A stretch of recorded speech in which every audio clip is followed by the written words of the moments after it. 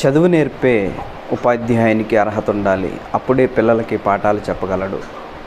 అలాగే ఒక ఇంటిని కట్టే ఇంజనీర్కి అర్హత ఉండాలి, అప్పుడే చక్కని నిర్మాణాన్ని చేయగలడు.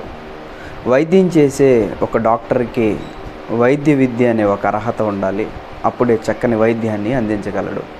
ఇలా ప్రతిదాన్ని మనం చూసినప్పుడు ప్రతి పనికి కూడా ఒక అర్హత అనేది ఉంటుంది అన్నది కూడా మనకి ఇక్కడ అర్థమవుతుంది.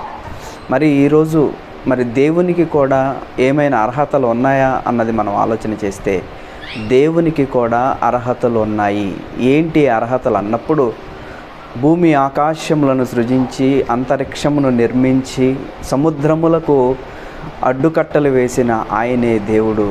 ఆయనకే జీవం పోసే శక్తి ఉంది, ఆయనకే జీవాన్ని తీసే శక్తి ఉంది, నిత్య జీవాన్ని ఇచ్చే అధికారం కూడా ఆయనకే ఉంది. ఆయననే దేవుడని అంటారు.